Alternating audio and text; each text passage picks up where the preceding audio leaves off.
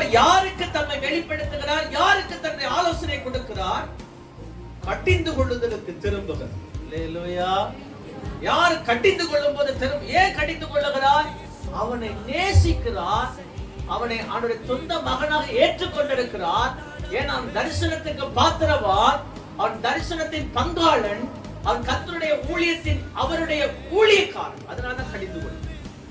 கொஞ்ச காலம் கிருபை இருக்கும், ஆண்டவருக்கு கடிந்து கொள்ளுதலுக்கும், ஆண்டோட அறிவுரைக்கும், ஆண்டோட கீழ்ப்படியாமைக்கும், பயப்படுதலுக்கு நீங்கள் திரும்பாமல் போகும்போது நீங்கள் எதற்கு மேல் நாட்டம் போட்டீங்களோ அவைகளுக்கு நீங்கள் விட்டு கொடுக்கப்பட்டதாயிருவீங்க. ஆண்டவர் ஜனங்களை எகிப்துல இருந்து கூட்டிக்கிட்டு வர்றார். சரி, இவங்க அந்த இதெல்லாம் சுத்தி வந்தா ஒரு 18 நாள் 19 நாளுக்குள்ள 40 வருஷம் கிடக்க பண்ணினாங்க. வந்த உடனே வேவுபாக்கு அனுப்புறார் 12 பேரை.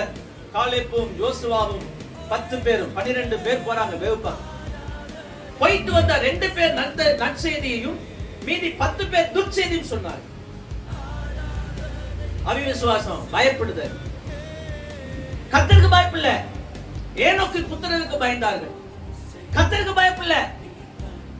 அக்கிரமத்துக்கு பயந்தார்கள். கர்த்தருக்கு பயப்படல.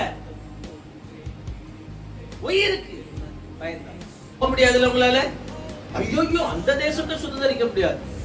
அது பாலும் தேனும் ஓடுகிற தேசம் தான், அது செழிப்பான தேசம் தான். ஆனா ராட்சத என்ன பண்ண போறோம்? போக முடியாது. அப்ப போக முடியாது.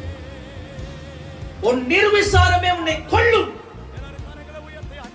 உன் பேதைய உன்னை மாறுபாடாம்.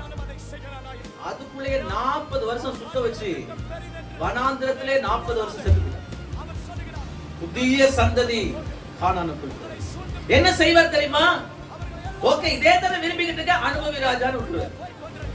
கடிந்து கொள்ளுதலுக்கு திரும்பல, பயப்படுதலுக்கு திரும்பல, அவர் அறிவை விரும்பல.